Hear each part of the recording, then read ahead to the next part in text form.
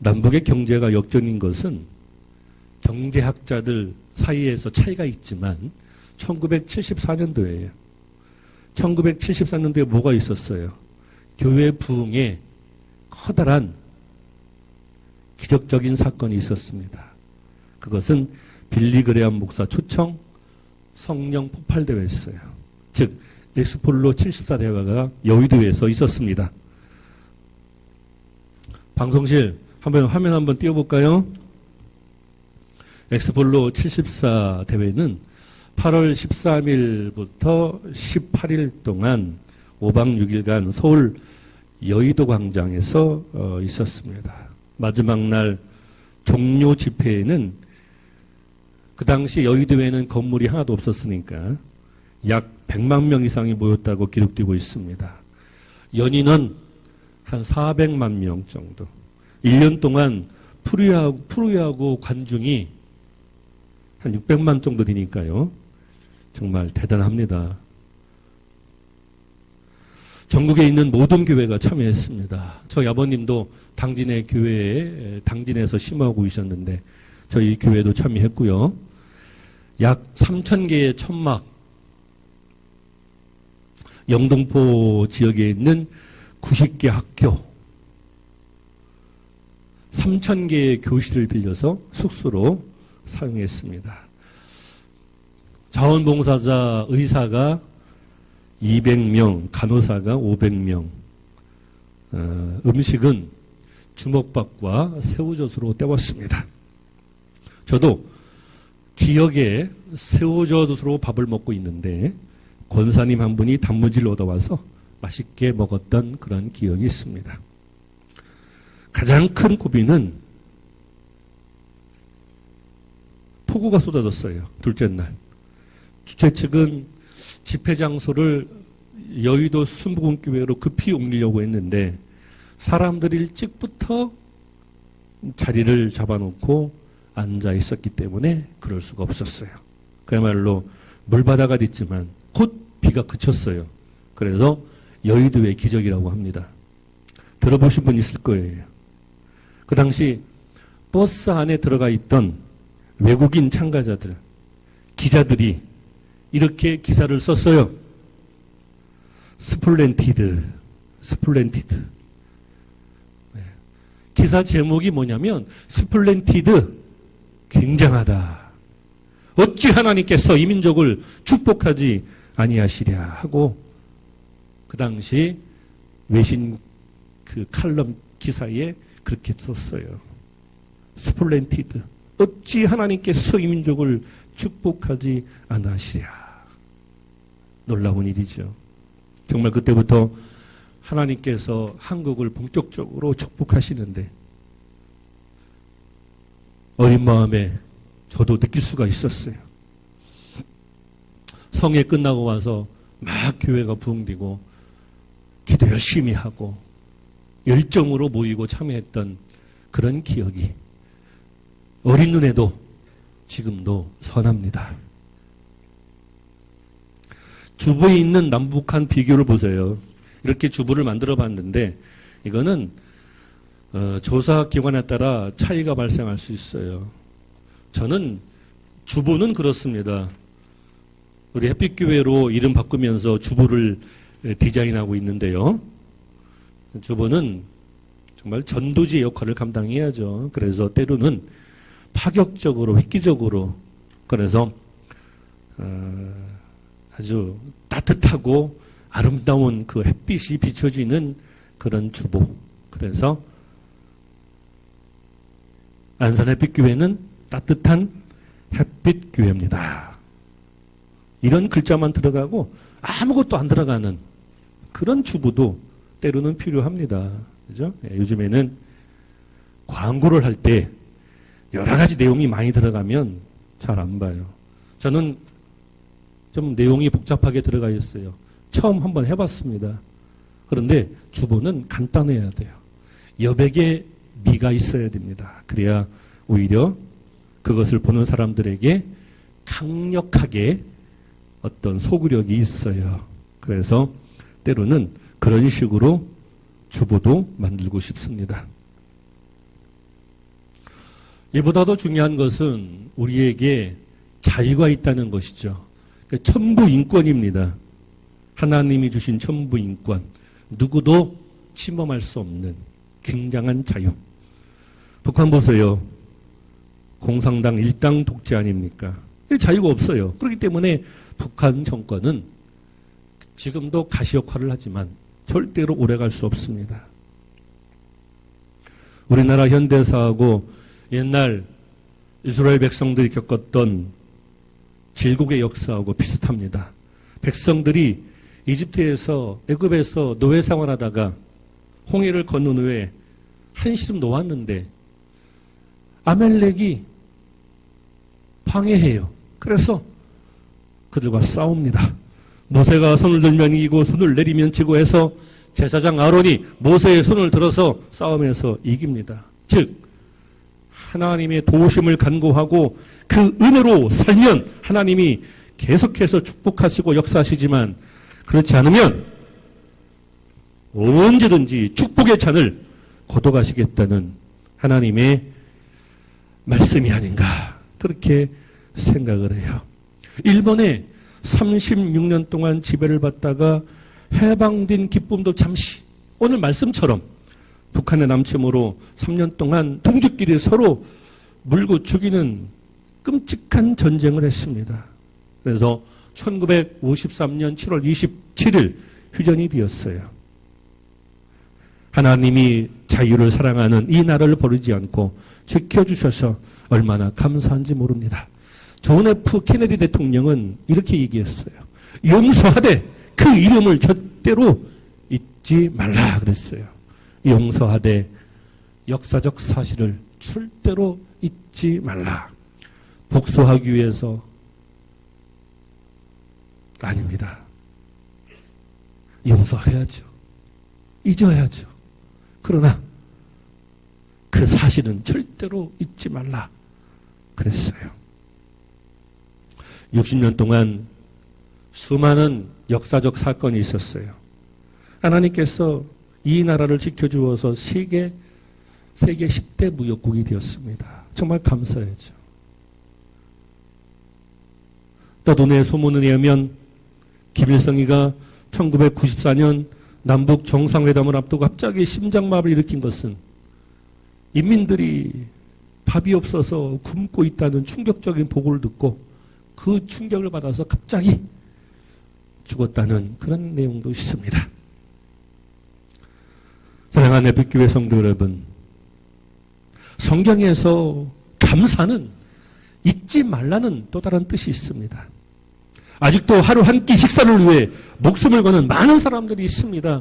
초코파이 하나 때문에 목숨을 거는 많은 사람들이 있습니다. 그래서 일용한 양식을 감사하지 못할 때 인간은 벌써 타락하고 있는 것입니다. 우리가 지금 먹을 게 너무 많아서 한 해에 버려지는 음식이 얼마나 많습니까? 그런데 지금은 아주 당연한 것으로 우리가 풍족하기 때문에 누리는 것으로 그렇게 착각을 합니다. 그러나 감사의 두 번째 뜻은 잊지 말아라 그거예요. 아직도 수많은 사람들이 하루 한 끼 식사를 위해서 목숨을 거는 그런 사람들이 참 많습니다. 그러므로 하나님 앞에 감사해야 되는 이유는 거기에 있어요.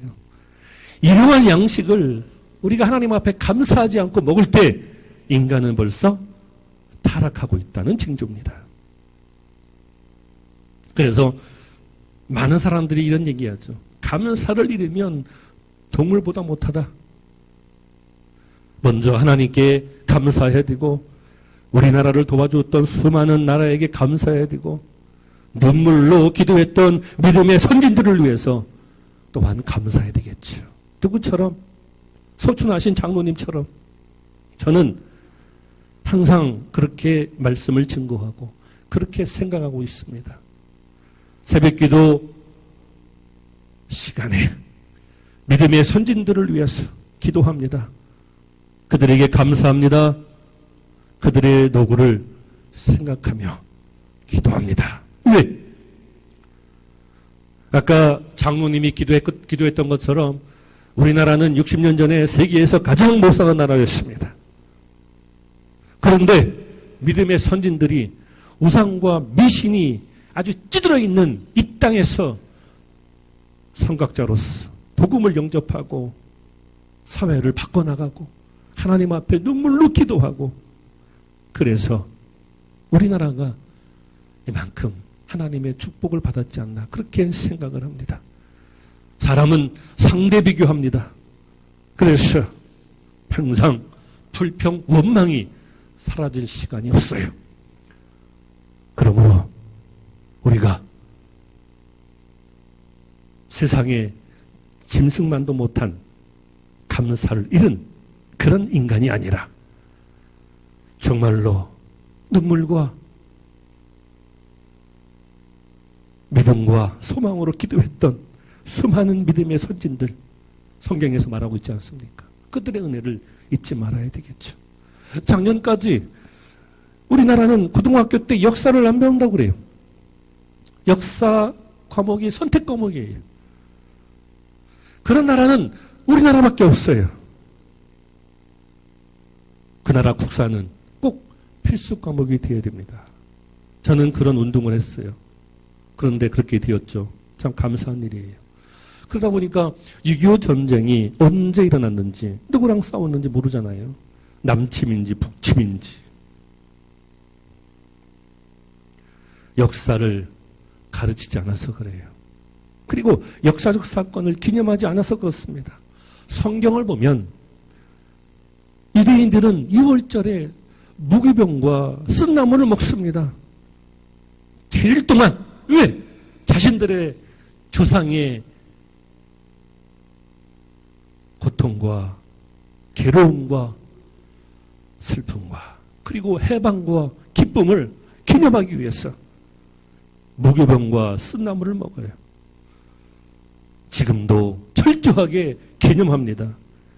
우리나라 아직 전쟁이 끝난 게 아니에요. 휴전 상태입니다. 그러면 7월 27일 날 그날만이라도 주먹밥을 먹든지 아니면 밖에서 천막을 치고 자든지 그런 산교육이 있어야 되는데 그렇게 하지 않습니다. 절대로 그날의 아픔을 잊지 말자. 그날의 도우심을 잊지 말고 하나님 앞에 감사하자. 용서하되 잊지 말라 하는 말씀을 유대인들은 철저하게 지키고 있는 것이. 방송실 한번 성경 한번 띄워볼까요? 출애굽기 12장 8절에 있는 말씀인데요. 8절, 18절, 14절 여러 번 나옵니다. 나왔어요? 자, 읽습니다. 시작.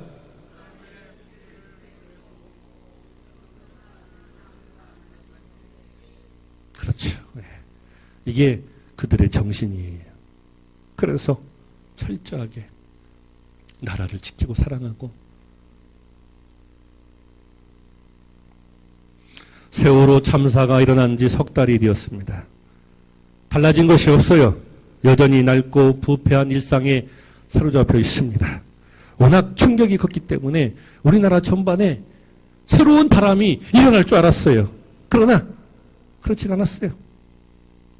정치인들은 똑같고, 공무원들도 똑같고, 기업인들도 똑같고, 또 사회 지도층, 목사님들도 똑같아요.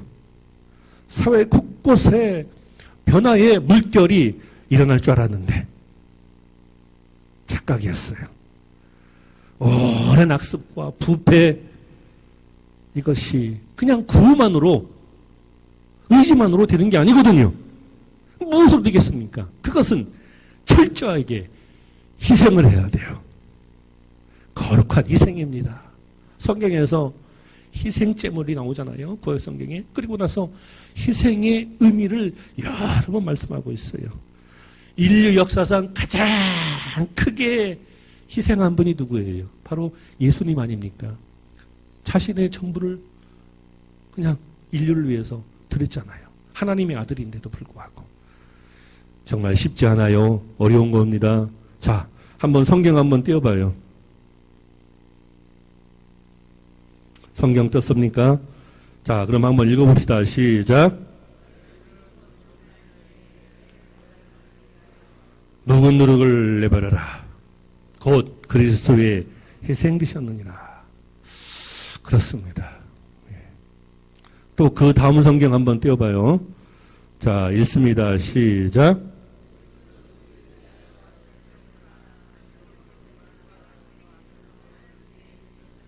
네, 희생제물, 향기로운 제물. 그렇습니다.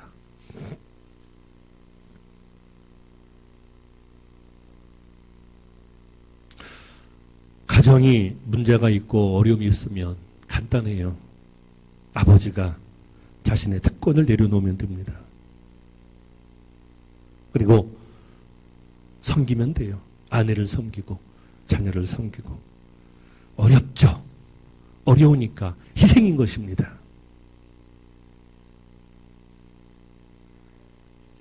제가 말씀드렸죠. 제가 목회했던 농촌에 어떤 집사님 남편은 아침 7시, 12시, 저녁 6시 딱 밥을 차려줘야 돼요. 아내가. 만약에 1분이라도 늦으면 남편이 폭력을 행사합니다. 그런데도 그 집사님은 같이 붙어서 살고 있어요. 지금까지도. 그 이상하죠. 그렇게 간 큰 남자가 어디 있습니까? 요즘도 그런 분이 있어요. 참 한심하죠. 어떻게 그렇게 합니까? 저는 저희 사모가 하루에 밥 한 끼 찾아줘도 감사하고, 그죠? 네. 빵을 주어도 감사하게 먹습니다. 남자가 그래야죠. 특권을 내놓아야죠.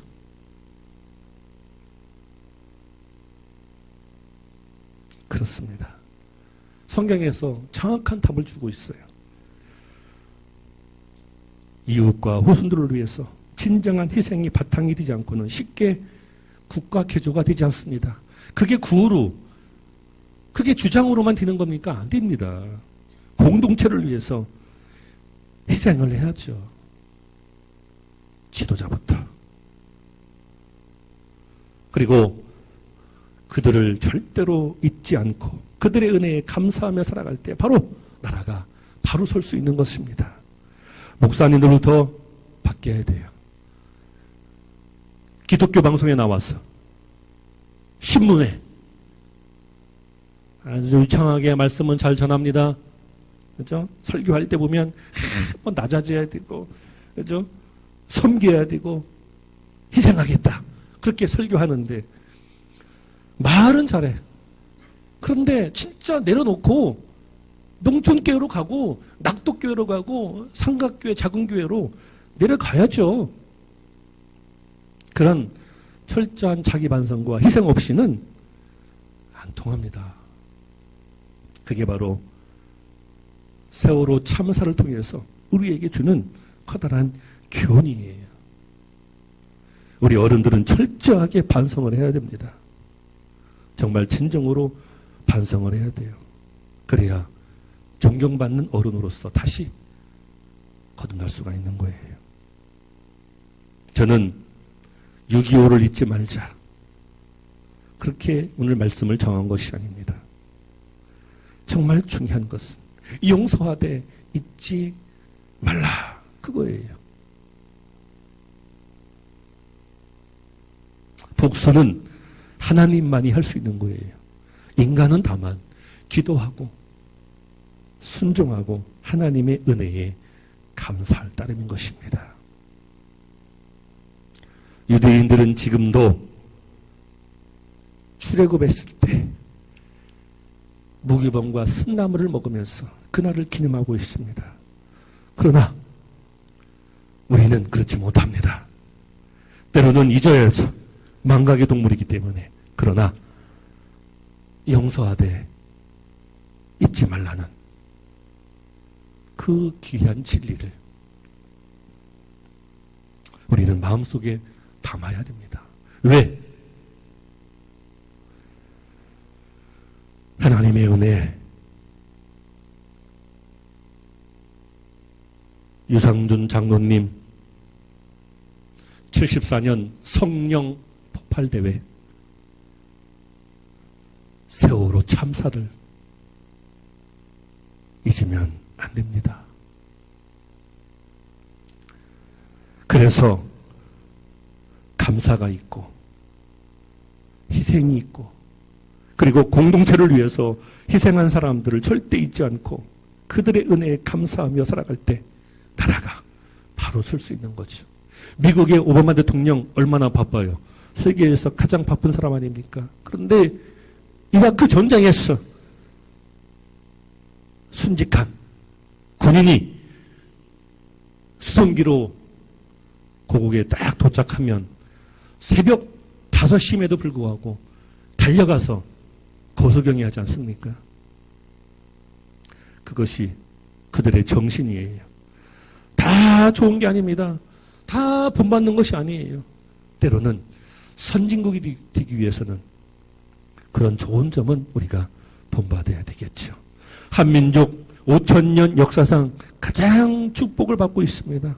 그런데 많은 사람들이 스스로 목숨을 끊고 불평 원망합니다. 마치 백성들이 홍해를 건넌 후에 먹을 것이 없어서 고통스러워서 모세와 하나님을 원망했던 것처럼. 그런데 일용한 양식에 감사하지 않으면 인간은 벌써 마음속에 타락하고 있다는 하나의 징표가 되는 것입니다. 그리고 정말 믿음의 선진들의 그 희생과 기도와 눈물을 우리가 감사하지 않는다면 결코 우리나라의 미래가 없어요. 그래서 희생은 거룩한 것입니다. 여기 앞에 물 떠오는 거 이것도 희생이고 오늘 주일날 날씨가 좋나요? 들로 산으로 놀러 갈 수 있는데 교회 나오는 것도 작은 희생이고 거룩한 희생입니다. 그리고 거룩하고 정말 너무나도 큰 희생은 예수님께서 우리를 구원하시기 위해서 스스로 십자가에 못 박혀 돌아가신 그 희생. 아까 성경 띄워드렸죠? 그것이 바로 향기로운 제물과 희생제물로 하나님께 바쳐진 것이라 그랬습니다. 정치가들, 공무원들, 그죠? 또 목사님들, 사회 지도층부터 변화되고 바뀌어야 되는데 말로만 얘기합니다. 아닙니다. 정말 희생이 뭔지 배워야 됩니다. 그래야 세월호 참사 속에서 우리 대한민국이 새로워질 수 있고 우리 대한민국이 어쨌든 안 좋게 흘러가고 있습니다. 질서가 무너지고 아이들이 어른들을 존경하지 않습니다. 철저하게 반성하고 희생하지 않으면 하나님께서 우리나라에 부어주셨던 축복의 잔을 걷어두시고 다른 나라로 그렇게 그 축복의 잔이 옮겨질 거예요. 저만 그렇게 말씀하고 있는 게 아닙니다. 많은 목사님들이, 많은 신학자들이 그런 경고를 보내고 있습니다.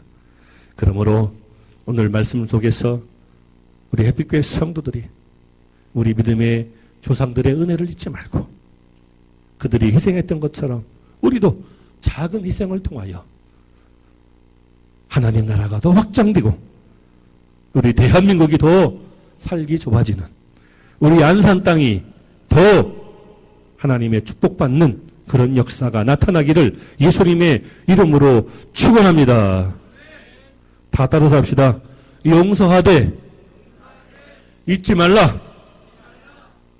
네, 감사합니다. 기도하겠습니다.